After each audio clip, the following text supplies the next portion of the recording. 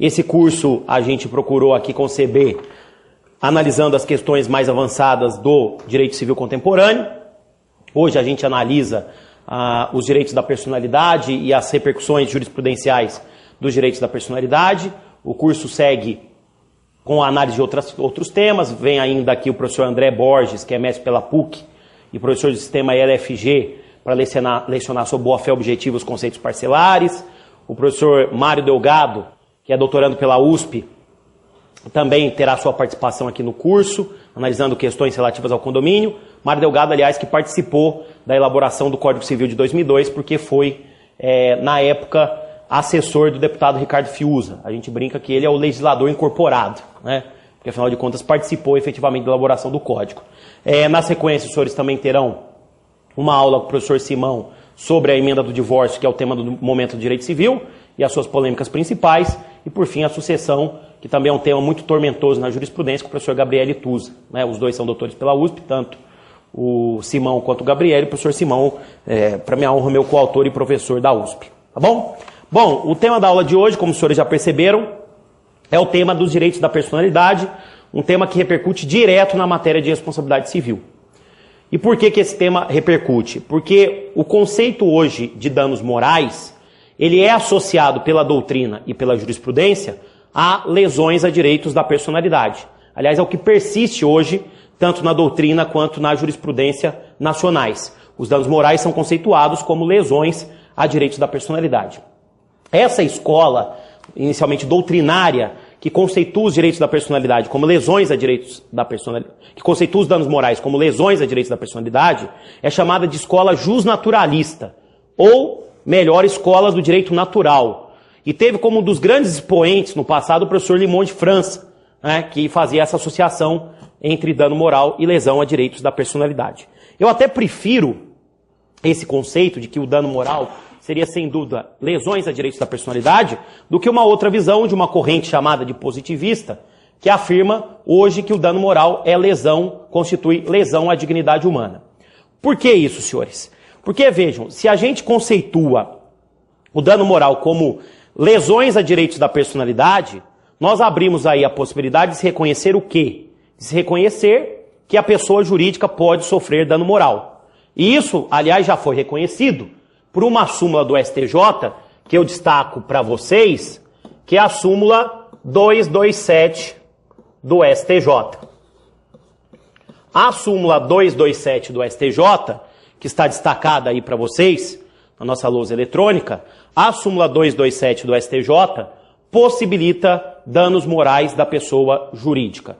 E aí vejam a associação conceitual a partir dessa súmula 227 do STJ.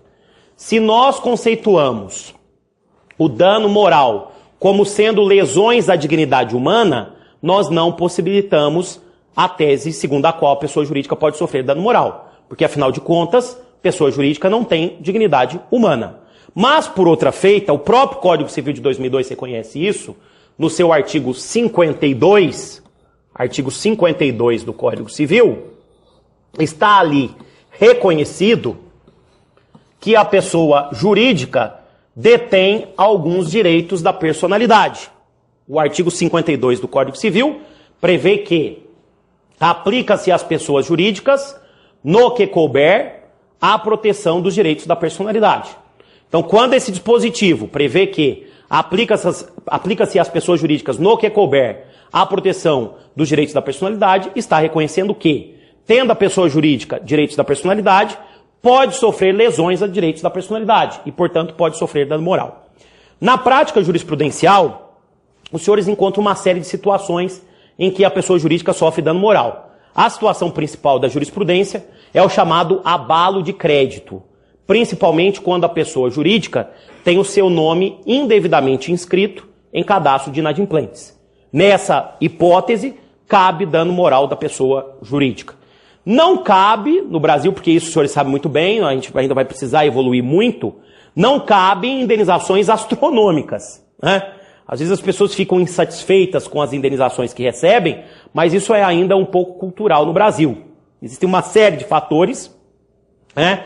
Inclusive um traço psicológico que é sempre invocado em aulas de psicologia, né? que o juiz ele tem um obstáculo psicológico em dar indenização para outras pessoas com valor muito elevado, né?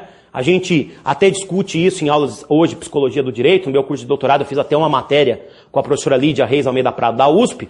E uma das questões psicológicas que podem ser traçadas é que o juiz acha que ganha pouco e, portanto, todos também têm que ganhar pouco, né? Essa é uma questão que tem que ser levada em conta e é a pura verdade. Isso é uma barreira psicológica no Brasil para a atribuição de valores indenizatórios, né? Nós não temos no Brasil uma cultura de atribuição de valor de indenização por dano moral, um valor elevado, né? Até porque há um filtro jurisprudencial no Brasil de que a indenização não pode gerar enriquecimento sem causa. É até curioso destacar isso para vocês, porque nós temos aí como que eu vou dizer para vocês, um cabo de guerra, né? De um lado, o que diz a jurisprudência sobre o dano moral? Que a indenização por dano moral tem um caráter pedagógico. E para alguns julgados até um caráter punitivo, o que traria a conclusão de valores mais elevados. Só que, por outro lado, a jurisprudência diz que a indenização não pode gerar enriquecimento sem causa, né? Recentemente, eu não vou citar nomes, mas no final do ano passado eu dei um parecer para o escritório de advocacia, e um parecer jurídico, porque uma rede de televisão anunciou assim: aposentados na mira de bandidos. E foi citado esse escritório de advocacia como sendo os tais bandidos, porque cobravam supostamente honorários abusivos dos clientes. E saiu essa notícia, né? E fazendo uma pesquisa até nessa situação, que acarreta lucros cessantes, que acarreta dano moral, o que a gente encontra são julgados que não fixam o valor da indenização em algo muito acima, por exemplo, de 100 salários mínimos. Inclusive havendo dano moral à pessoa jurídica. Então, é algo, eu sei, para os senhores um pouco desestimulante, mas no Brasil não há um histórico e não há sequer uma tendência de se reconhecer valores mais elevados a título de indenização por danos morais, inclusive para pessoas jurídicas, né? Então, superada essa primeira conceituação, vamos partir aqui para a análise de outras questões, que ficou bem determinado aqui, que a repercussão direta dos direitos da personalidade se dá na responsabilidade civil. Afinal de contas, os danos morais são conceituados como lesões a direitos da personalidade, podendo atingir tanto a pessoa natural quanto a pessoa jurídica. O que o Código Civil de 2002 traz a respeito dos direitos da personalidade? Um capítulo próprio que aqueles que estão com o código podem encontrar entre os artigos 11 a 21 do Código Civil. Os artigos 11 a 21 do Código Civil de 2002, esses dispositivos trazem preceitos relativos aos direitos da personalidade. E ali nós temos alguns direitos da personalidade que são protegidos. Nós temos também, com um diálogo com a Constituição, a proteção da vida, a proteção da integridade físico-psíquica, a proteção da honra, a proteção do nome, a proteção da intimidade e a proteção da imagem. Proteção da imagem, aliás, que gera uma série de repercussões na jurisprudência. Então, esses seriam os ícones principais, protegidos no Código Civil e na Constituição como principais direitos da personalidade.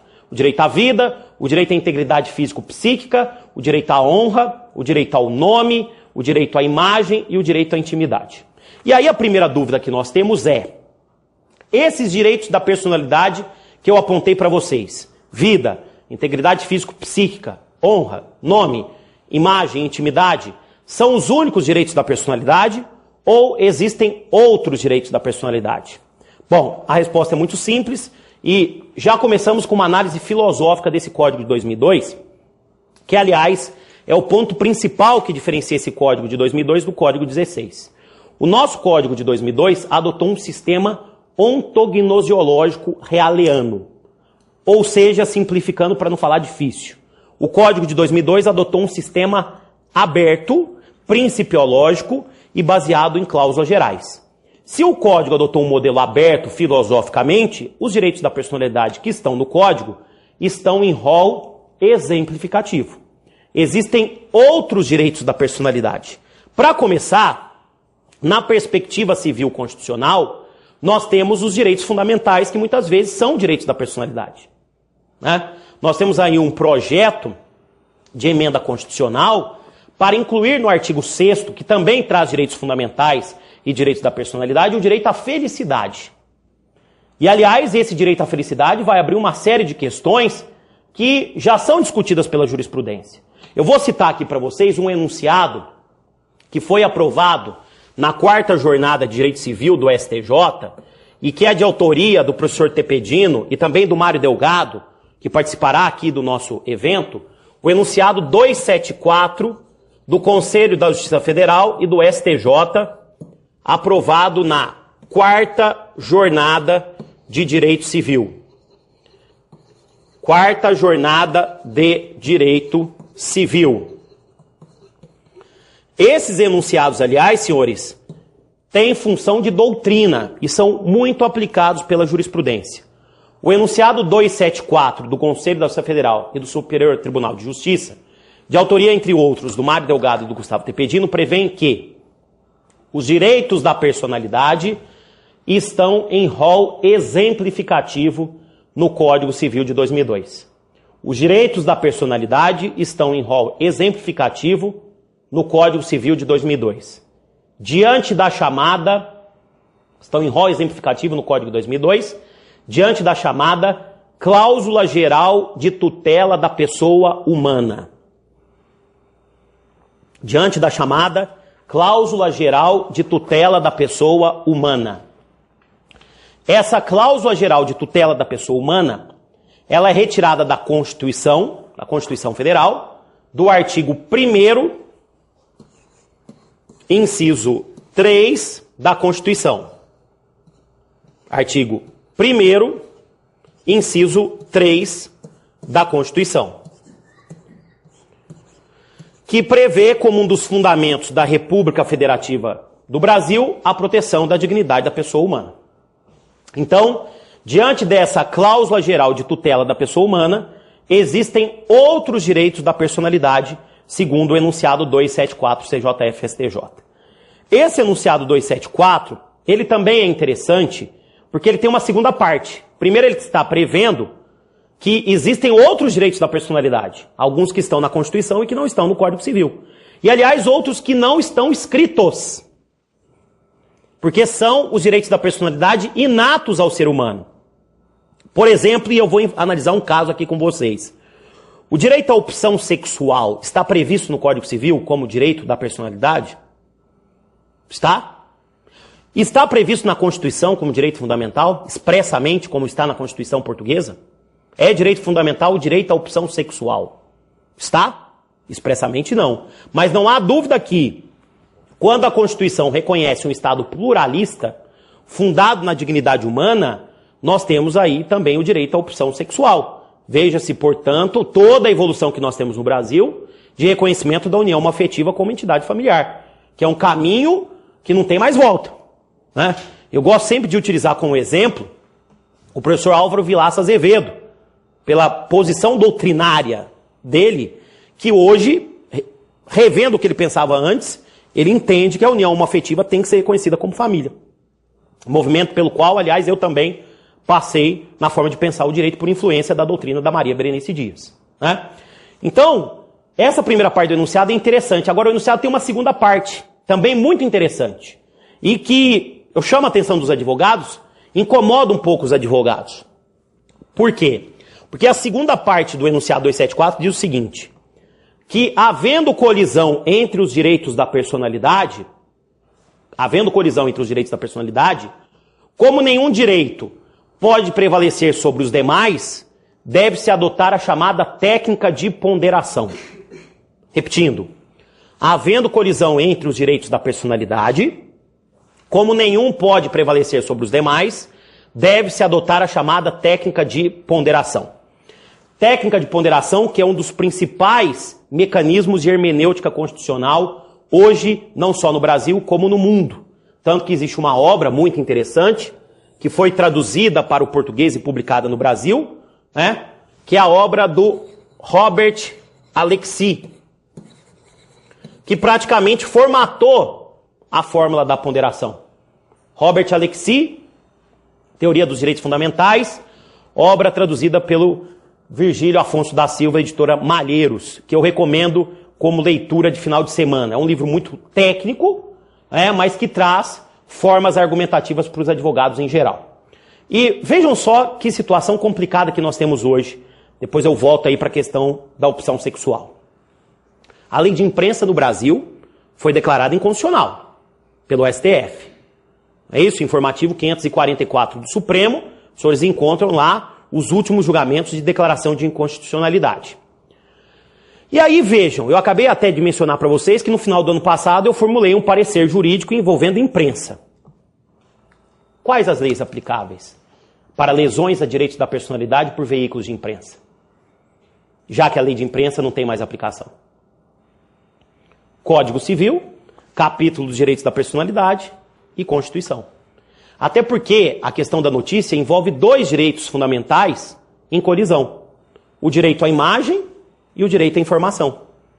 Então, vai ocorrer uma ponderação valorativa. Você não pode dizer que um direito prevalece sobre o outro.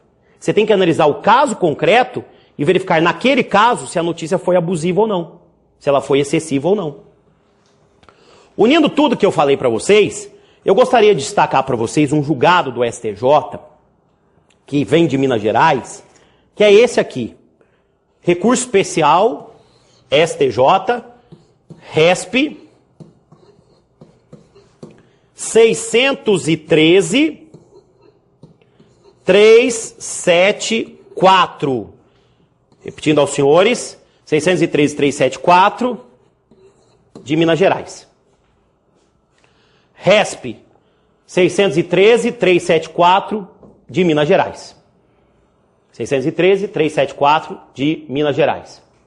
Alexandre, põe essa câmera 2 aqui em cima, nesse ponto aqui, e a outra pode deixar lá. Tanto faz, você pode escolher uma das duas. Esse julgado, RESP 613, obrigado, 613-374 de Minas Gerais, ele ficou conhecido e é conhecido, não tem como eu não ser um pouco politicamente incorreto para explicar. Porque esse caso ficou conhecido como caso Hélio Bicha. Caso Hélio Bicha. Não sei se vocês já ouviram falar desse caso. Curiosamente, eu nasci em Passos, Minas Gerais, lá no interior do sul de Minas, e esse julgado vem de lá. Né? O que aconteceu? Vocês sabem que mineiro é um pouco agressivo na hora de dar apelido, né? Eu sou de lá, sei, né?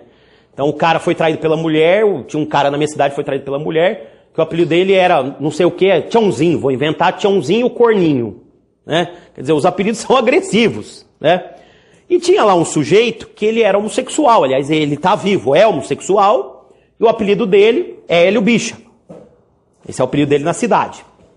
E ele foi preso por tráfico de drogas. E aí o jornal da cidade, Folha da Manhã, estampou assim na capa: Hélio Bicha é preso a 500 quilômetros de Passos. Hélio Bicha é preso a 500 quilômetros de Passos. O que ele fez? O senhor Hélio entrou com uma ação pleiteando danos morais para o jornal. Por abuso da notícia jornalística. Alegando lesão à opção sexual. O que, aliás, é uma questão muito delicada, senhores. Muito delicada.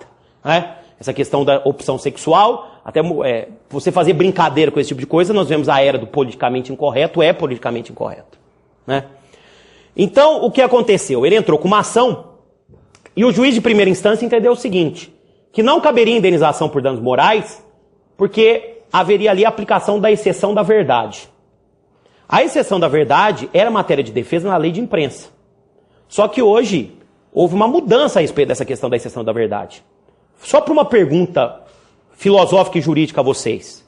Vocês gostariam que todas as verdades da vida de vocês fossem contadas? Eu nem terminei a pergunta, você já respondeu, né? Os mais jovens, vocês gostariam que as verdades dos jogos jurídicos fossem contadas? Todas as verdades fossem contadas e relatadas? Gostariam? Então, houve uma mudança a respeito também da exceção da verdade, porque a notícia precisa ter um interesse público na divulgação. A pessoa tem que ser notória, o fato tem que ser verdadeiro, ocorreu em local público. O juiz de primeira instância aplicou a exceção da verdade, quer dizer, era tudo verdade. Ele foi preso, o apelido dele é esse e ele é homossexual. Então, tudo verdade, não cabe indenização por danos morais. O TJ de Minas reformou a decisão e entendeu que houve abuso da notícia jornalística. E segundo eu consulto aqui no meu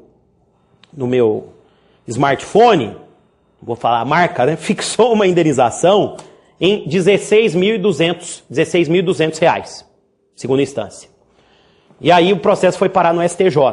O STJ manteve a indenização, a Fátima Nancy foi a relatora, entendeu que houve abuso na notícia jornalística e lesão a direito da personalidade, mas reduziu a indenização por essa afirmação Hélio Bicha em R$ 5.000. Aquela tendência que eu mostrei para vocês, aliás, o STJ, a tendência é reduzir o valor da indenização. Tem uns casos aí notórios, indenizações milionárias, né? Caso da escola base, por exemplo, mas esses casos são de exceção, né?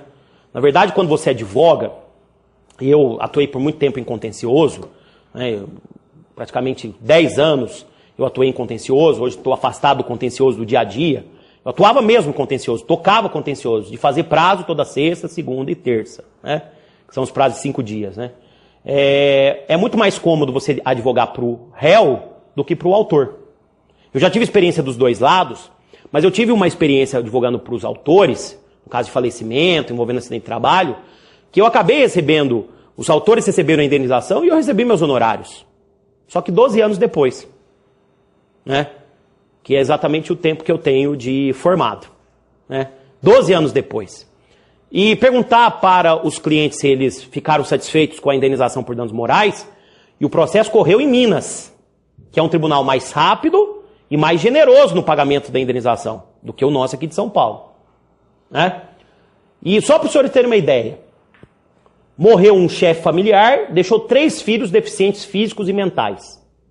E a indenização fixada, em primeira instância, confirmada pelo tribunal e depois confirmada pelo STJ, porque o que se alegou é que o juiz de primeira instância teve contato com os fatos. E é curioso, né? Quando o STJ não quer analisar a questão fática, o STJ incita a súmula 7, né? Que não pode analisar a questão fática. E às vezes incita a súmula 7 e acaba analisando porque quer analisar. Mas a indenização que foi fixada nesse caso foi de 200 salários mínimos para a família inteira, a título de dano moral pela morte do chefe familiar. O que acabou compensando foi a indenização de lucros cessantes. Mas a indenização a título de dano moral não foi uma indenização, digamos assim, vultosa, né? Então vejam nesse julgado que ele mostra, primeiro, que você tem que fazer ponderação constitucional para verificar se a notícia é abusiva ou não. E a ponderação é feita por quem? É feita pelo juiz. Aquilo que eu falei que incomoda o advogado, porque isso dá poder ao juiz. Mas preste atenção, isso não dá poder só ao juiz. Um sistema aberto, baseado em cláusulas gerais, baseado em ponderação, não dá poder só ao juiz, dá poder à comunidade jurídica nacional. E a gente tem que parar de pensar no legislador e pensar mais na autonomia que a lei nos dá. Por exemplo, mudando um pouco de assunto, eu não consigo entender por que alguns julgados e doutrina acabam concluindo que precisa de uma lei para regulamentar a emenda do divórcio. Não há necessidade de uma lei, nós podemos entender que a Constituição tem força normativa e aplicação imediata, que acabou a separação. Eu sei que aí, obviamente, tem muita gente que não quer que acabe a separação. Porque aí cobra 2 vezes, cobra primeiro para fazer a separação e depois para fazer o divórcio.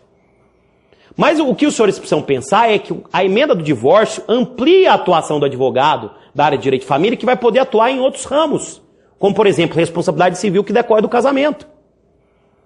E outra coisa, nós precisamos parar de pensar de forma egoísta só no nosso próprio umbigo. É esse o costume que nós temos muitas vezes como advogados. E aqui é um advogado para falar para vocês, né? Nós pensamos que as leis são feitas para nós, mas as leis não são feitas para nós. As leis são feitas para a sociedade, né? Se fala tanto que o Brasil precisa ser um país de primeira linha, uma diferença que o Brasil tem para outros países é que aqui a gente não tem muito sentido coletivo. A gente tem mais um sentido individual do que um sentido coletivo.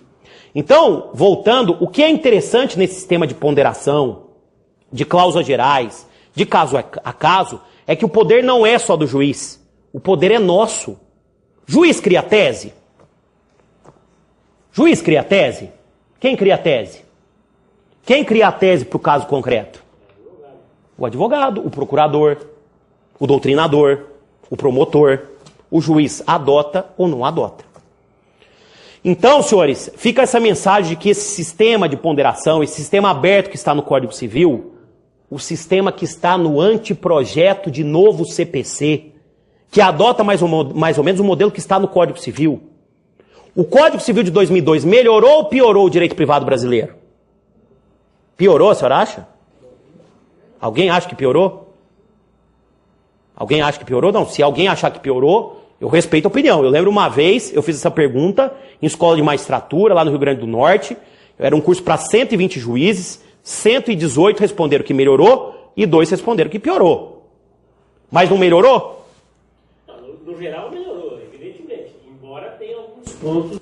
Não existe lei perfeita. Exatamente. Mas veja, eu conheço a filosofia do professor Miguel Reale, evidentemente, pela leitura dos seus livros há bastante tempo, e sempre entendi que o Código Civil de 2002 representa um avanço. Esse é o meu entendimento. E se a gente... Agora, ao mesmo tempo, é preciso ter a ponderação de que tem alguns pontos sem dúvida delicadíssimos. A exemplo de sucessão de um lado, sim, de direito societário do outro lado. Sucessão realmente é um problema. Não é? Então, ao mesmo tempo que se reconhece o avanço do Código Civil de 2002, ao mesmo tempo tem que olhar para essas questões delicadas. O colega está falando do projeto de família, está em andamento um projeto de estatuto das famílias. Que, inclusive eu participei da elaboração desse projeto. E revogaria boa parte do Código Civil. Então, aceitando a tese da ponderação, é preciso fazer as ponderações. Só avisando aos senhores que estão... Qual é o nome do senhor, doutor? José Paulo. José Paulo. Só avisando os senhores que as perguntas são livres e os senhores não precisam de microfone. Todas as perguntas que os senhores fazem são ouvidas pelo Brasil inteiro e também pela nossa sala, porque olhem para cima, estão os microfones aí já todos postados nesse auditório na ASP. Tá? Aliás, vou dizer aos senhores que eu estou muito bem impressionado aqui com o auditório. Eu já leciono em sistema telepresencial há 8 anos. Quando o sistema telepresencial chegou no Brasil, eu comecei a lecionar e aqui nós estamos num auditório de primeira linha. Tá? Então, interação total. O senhor ponderou muito bem. O Estatuto das Famílias, aliás, um projeto do qual eu participei pelo IBDFAN e o professor Simão também participou. Ele também tem seus problemas. Todas as leis têm os seus problemas. Agora, esse sistema aberto de ponderação seria interessante também no direito instrumental? Levar isso para o direito instrumental? É essa a dúvida. A minha irmã é processualista, a Fernanda Tartucci, ela está terminando o doutorado na USP também. Ela entende, ela estuda bastante direito material, mas ela entende que seria interessante apenas levar alguns aspectos, né? Não todos. Eu, por mim, como eu sou entusiasta desse Código Civil, sou entusiasta do sistema aberto de cláusulas gerais, de ponderação, de que os aplicadores do direito têm que ter o poder para preencher o direito, eu sou entusiasmado com esse novo CPC. Né? Ele tinha algumas falhas, e o novo texto do anteprojeto procura suprir essas falhas. Eu digo que sou entusiasta, principalmente pela parte inaugural, que prevê diálogos com a Constituição, que prevê a aplicação da boa-fé processual, entre outros aspectos. Agora, leis perfeitas não existem. Né? Até o nosso Código de Defesa do Consumidor, que é um exemplo para outros países, ele tem os seus problemas. Diga-se aí, inversão do ônus da prova, né? Que sempre causa dúvidas. Né? Mas é sempre bom a gente ouvir as ponderações, mas uma coisa eu acho que o senhor vai concordar. Esse código, ele já disse aí, representa o nosso Código Civil avanços em relação ao Código de 16. O livro de sucessões realmente é um livro problemático, é um livro caótico, há um sistema caótico. Essa afirmação é da professora Giselda Hironaka, que apresentou titularidade na USP no final do ano passado sobre sucessões, e a conclusão dela é que há um caos, né? Aí nós vamos precisar fazer uma reforma sem dúvida nenhuma. Né? Em matéria de direito societário, que o Código chama de direito empresarial, o livro de empresa, também tem sérias questões que precisam ser trabalhadas. Por isso que a gente está aí, né? Para tentar resolver. Veja, não obstante o avanço do novo direito civil com o Código de 2002, é claro, não se discute isso. Acredito até que a questão é discutir a partir do Código de 2002, considerando que houve efetivamente um grande avanço. Bom, vamos lá, pessoal, seguindo. O primeiro artigo relativo ao Código de 2002 de Direitos da Personalidade, o artigo 11, ele prevê que os direitos da personalidade são irrenunciáveis e intransmissíveis, em regra. Os direitos da personalidade são intransmissíveis e irrenunciáveis em regra, não podendo o seu exercício sofrer limitação voluntária. Vejam já de imediato que esse dispositivo, ele prevê, o artigo 11 do Código, a irrenunciabilidade e a intransmissibilidade dos direitos da personalidade. Obviamente há exceções. Quando a gente imagina, por exemplo, um participante de reality show, né? Big Brother Brasil. Eu sou viciado em Big Brother, assisto todas as edições, né? Big Brother, aliás, é uma aula de antropologia, porque são tipos que são criados e que são avaliados pelo grande público. Tanto isso é assim que o Canotilho, não estou querendo aqui alegar que Big Brother é coisa de intelectual, mas tem gente que afirma que é. Tem gente que ama e tem gente que odeia. Eu sou obrigado a assistir porque é exemplo de aula.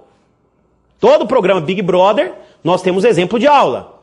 Hoje, por exemplo, nós temos um paredão em que há um transexual operado. E o transexual operado vai ser analisado pela sociedade. E pelas enquetes, já vai ser expulso no primeiro paredão. Quer dizer, você vê como é que a sociedade analisa o transexual operado. Né?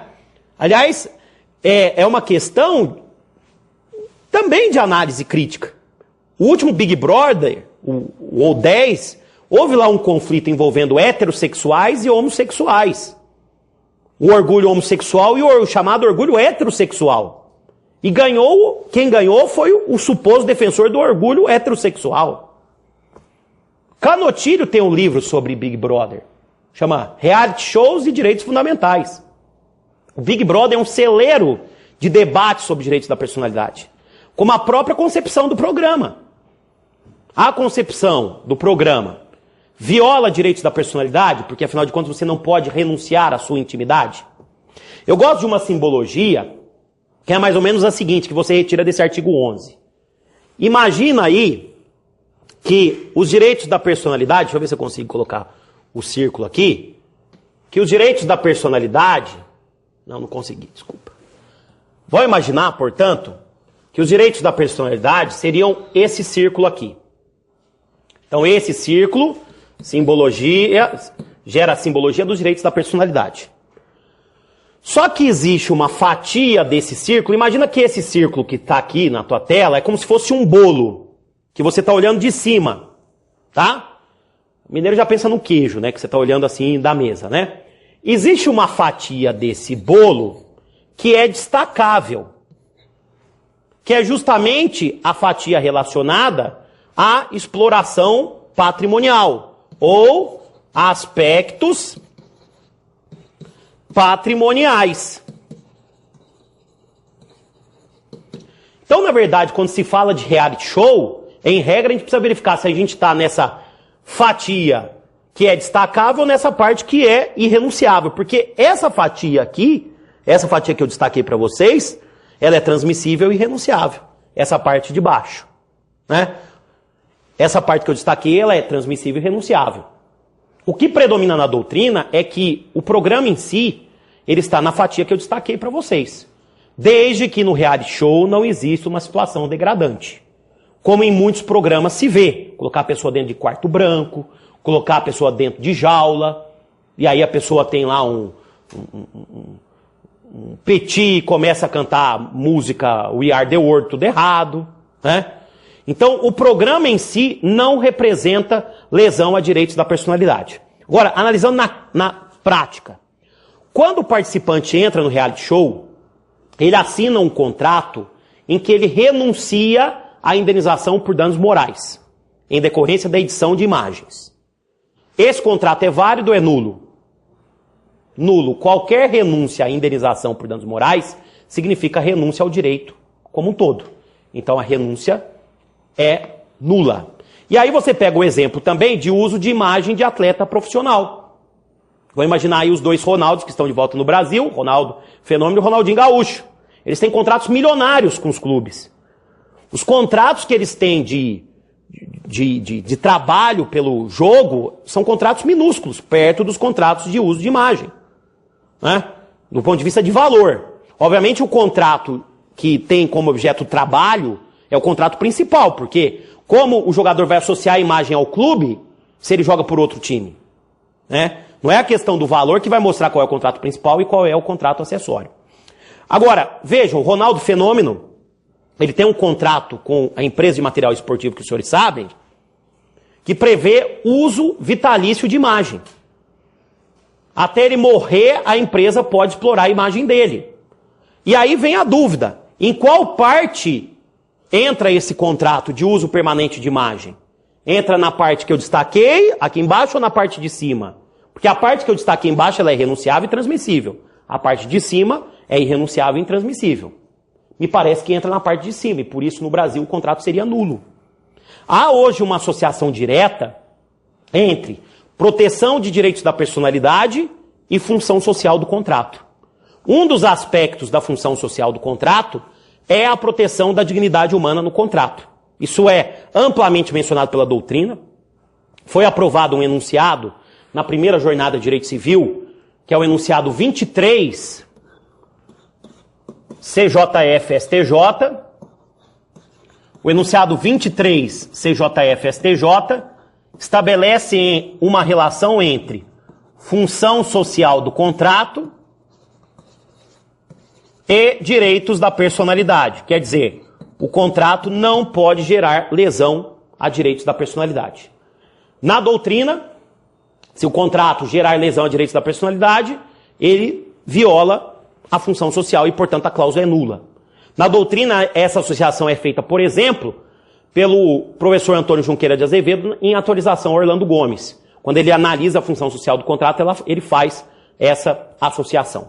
Então, essa interação também é importante hoje, na prática da advocacia. A associação entre função social do contrato e a proteção dos direitos da personalidade no contrato. Isso quebra aquela ideia anterior de que o contrato tem apenas interesses patrimoniais no seu conteúdo. O contrato também pode trazer interesses existenciais no seu conteúdo.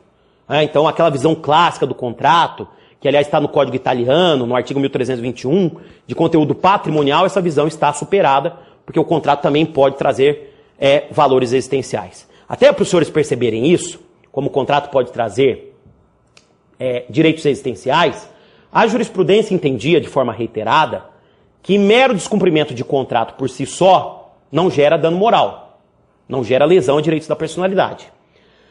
Agora, os senhores imaginem, por exemplo, que alguém da sua família ficou doente, vai precisar de uma cirurgia de emergência, e a empresa de plano de saúde nega a internação, sem nenhum motivo. Então você vai ter que ingressar em juízo para conseguir a internação. Esse descumprimento gera um dano moral?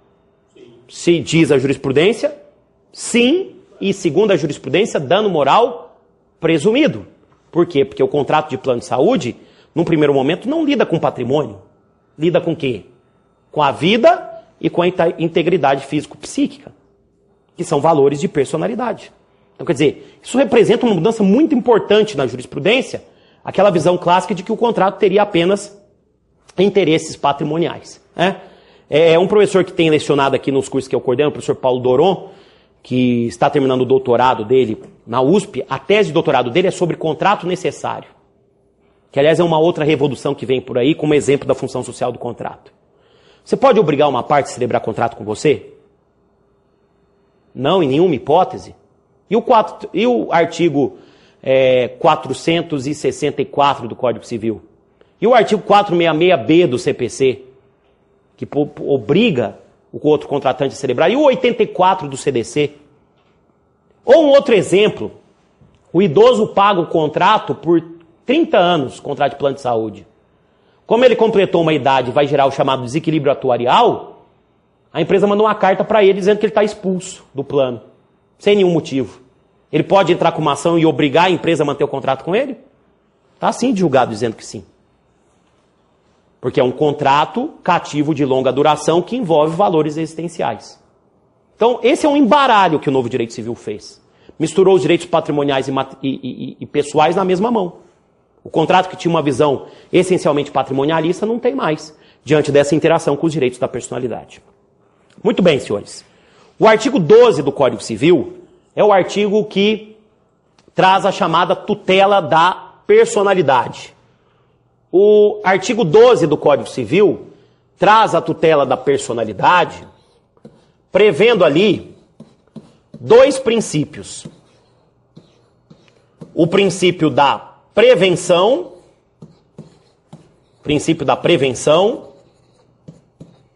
e o princípio da reparação integral dos danos, havendo lesão a direito da personalidade. Então nós temos nesse artigo 12 do Código Civil o princípio da prevenção e o princípio da reparação integral dos danos. Então vamos pegar um exemplo de uso indevido de imagem. Foi utilizada a imagem de jogador de futebol em álbum de figurinha sem a devida autorização. O que esse jogador pode fazer do ponto de vista de prevenção? Tirar os álbuns do mercado, obrigando a empresa que não veicule mais a sua imagem sem a devida autorização, né? Cabe uma ação de tutela específica, uma ação de obrigação de fazer e não fazer, de tutela específica, com a possibilidade das medidas previstas no artigo 461 do CPC. Inclusive, com a possibilidade de fixação de multa ou astrentes, né? Então, do ponto de vista de prevenção, você pode tirar os álbuns do mercado e evitar novas veiculações, né? E do ponto de vista de reparação integral, a questão é resolvida com responsabilidade civil. São reparáveis os danos materiais, os danos morais, nesse caso, e outros danos que também podem decorrer do caso concreto, né? Então, os danos materiais, se eventualmente ele provar que sofreu lucro cessante, e ele tem que provar em regra, e o dano moral pelo mero uso indevido da imagem. E aí nós temos uma questão importante. Aliás, duas questões. A primeira questão se refere ao uso indevido de imagem para fins comerciais. A jurisprudência do STJ divergia a respeito dessa questão se os danos morais, nesse caso de uso indevido de imagem para fins comerciais, se os danos morais deveriam ser provados ou se os danos morais deveriam ser ou seriam presumidos, in re ipsa. Porque, vejam, o dano moral seria lesão a direito da personalidade. Se você tem uma utilização de imagem alheia sem nada degradante, mera utilização de imagem alheia, existiria dano moral? Muitos julgados diziam que não, associando o dano moral à ideia de dor, tristeza, sofrimento, pesar, depressão. Só que essa ideia está superada. Dano moral é lesão a direito da personalidade, ponto. Não necessariamente a pessoa pode ter sofrido dor, tristeza, amargura, pesar e depressão. A pessoa jurídica sofre dor, tristeza, amargura, pesar, depressão? Vocês já viram uma empresa num botequim aí, tomando Campari lá em Fossa e ouvindo uma musiquinha lá, Boate Azul, porque estava com depressão? Já viram? Não. Na verdade, o dano moral da pessoa jurídica atinge a sua imagem, atinge a sua honra objetiva, a sua reputação social, e não necessariamente causa dor, tristeza, sofrimento, pesar, depressão. Isso foi superado pela própria jurisprudência do STJ, que mais recentemente tem admitido até dano moral coletivo. Em alguns julgados, como o famoso julgado das pílulas de farinha, que vem aqui de São Paulo. Esse eu sei até o número de cor do julgado, recurso especial 866-636 de São Paulo. Esse julgado espetacular que é uma aula de direito contemporâneo. Então, senhores, voltando aí nessa questão, o que fez o STJ? Editou uma súmula, que é a súmula 403. A súmula 403 do STJ, que é de 2009, prevê que, no caso de uso indevido de imagem, com fins lucrativos comerciais, o dano moral é presumido. Haveria um dano presumido no uso indevido de imagem para fins comerciais. É o chamado dano in re ipsa. Dano in re ipsa. Dano presumido. Alguns até criticam, né? Mas é o entendimento consolidado da jurisprudência. Então esse é um aspecto que eu chamo a atenção de vocês. Uso indevido de imagem para fins comerciais sem autorização gera dano presumido ou in re ipsa. In re ipsa quer dizer, bota lá, põe na tela para mim, Alexandre. In re ipsa, I-N-R-E ipsa quer dizer próprio da coisa, que decorre das próprias circunstâncias. Tá? É isso que quer dizer, é o dano in re ipsa, presente nessa hipótese. Outra questão que eu gostaria de discutir sobre reparação integral dos danos é a ampliação da matéria de responsabilidade civil. É a ampliação tanto das responsabilidades quanto a ampliação dos danos. E aí, esqueça aí o exemplo do uso indevido de imagem do jogador de futebol. A respeito, aliás, da ampliação das novas situações de dano, agora em fevereiro eu estou coordenando um curso aqui na ASP, em que serão analisados imprensa, bullying, o professor Simão vai fazer exposição sobre bullying, cigarro e atos médicos. O Simão, eu, o professor André e o professor Tusa, que é o curso sobre responsabilidades especiais. E a ampliação dos novos danos, nós temos aí a confirmação na jurisprudência pela súmula 387 do STJ. O que fez a súmula 387 do STJ? A súmula 387 do STJ acabou reconhecendo o que a doutrina já dizia, que o dano estético é uma terceira modalidade de dano. O dano estético, súmula 387 do STJ, lá no cantinho, seria uma terceira modalidade de dano e por isso cumulável com dano moral. Cumulável com dano moral. Seria, senhores, essa súmula 387 uma revisão parcial da súmula 37 do STJ. Súmula antiga, de 92, que já previa a acumulação de danos materiais e morais decorrentes do mesmo fato na mesma ação. É engraçado, porque o desafio processual, tinha só a súmula 37, que falava de danos materiais e danos morais. E nós temos aí súmula impeditiva de recurso, Se a súmula não fosse corrigida, você poderia pegar um juiz que não deixaria o processo subir, porque você está pedindo dano estético e só foi dado dano moral, e não tem súmula tratando de dano estético. E aí, por bem, o STJ editou a súmula 387. Agora, tomem cuidado a respeito do conceito de dano estético. Se vocês, inclusive, pegarem o livro da Tereza Ancona Lopes, que foi o doutorado dela na década de 80, a professora Tereza Ancona Lopes diz que o dano estético seria uma alteração morfológica, uma alteração de uma situação de normalidade. Agora, cuidado, essa alteração morfológica tem que ter como parâmetro critério científico, o critério da medicina. Não é o mero interesse subjetivo de quem fez a cirurgia. Porque senão eu vou abrir possibilidade de pedir indenização porque não gostou. Tem um julgado de Minas curioso. Minas tem cada história, A gente costuma dizer lá em Minas, na minha cidade, que tem coisa que acontece em Nova York, Sucupira e Minas Gerais. Tem cada história. O sujeito pediu para fazer um queixo grego. Quando eu vi o julgado, fui até pesquisar o que era queixo grego. É um queixo grande com um furo no meio. Cada coisa, O cara pediu para fazer um queixo grego. E aí o médico, cirurgião plástico estético, fez um queixo grego. Só que ele achou que o buraco ficou muito grande, pediu dano moral. E o médico provou que aquele era o parâmetro de queixo grego para o tamanho da pessoa. E a indenização foi afastada. Agora, tomem cuidado. O fato da obrigação ser supostamente de resultado não gera a conclusão que o dano é presumido. A obrigação ser de resultado gera para aqueles que seguem essa ideia a responsabilidade objetiva. Se bem que isso não está escrito em lugar nenhum também. Que a obrigação de resultado gera responsabilidade objetiva. Não tem nenhuma lei que diz isso. Essa é uma tese de um jurista chamado Demogue, que o Washington de Barros Monteiro, eu fui pesquisar para minha tese de doutorado, isso é uma crítica que eu faço na tese, que deve sair agora publicado. Eu fui lá, estive lá em Lisboa fazendo pesquisa, peguei uma pilha de livro, fui ver quem fala de obrigação de resultado e obrigação de meio.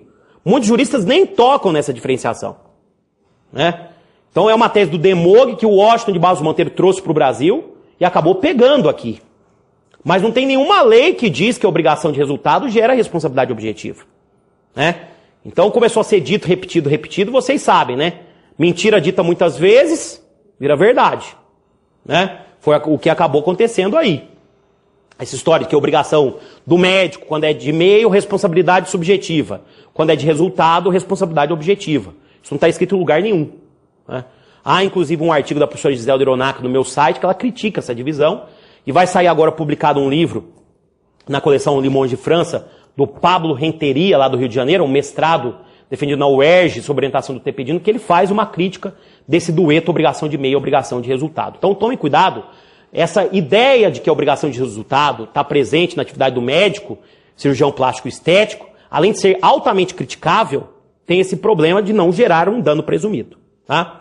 Bom, o 12, parágrafo único do Código, ele traz uma questão que sofreu influência da jurisprudência, né? E também da doutrina. A questão dos direitos da personalidade do morto. Direitos da personalidade do morto, né? Eu até gosto de fazer essa revisão, porque eu sou concepcionista desde o meu nascimento, né? Eu não consigo ser convencido da tese de que o Código Civil adotou a teoria natalista. Quando o Código Civil de 2002 admite que você pode reconhecer como filho nascituro, né? E prevê curatela para nascituro. Então, a doutrina contemporânea, tem até um vídeo meu na internet, lá no site do Injur, em que eu mostro essa ideia de que prevalece a teoria concepcionista. Então, a proteção dos direitos da personalidade começa antes da vida. Saiu um julgado no final do ano passado, me parece que está no informativo 459 do STJ, reconhecendo que se o nascituro morre, cabe indenização por DPVAT pela morte dele. Se o nascituro fosse coisa, não caberia indenização pelo DPVAT, pela morte dele. Só cabe indenização se ele for pessoa. Né? E é só fazer uma associação. Vocês acham que o nascituro está mais próximo desse copo, sendo coisa? Está mais próximo desse prédio, que alguns falam que é ente despersonalizado, ainda pensa um condomínio edilício. Ou está mais próximo de você? De você, porque você é o nascituro amanhã.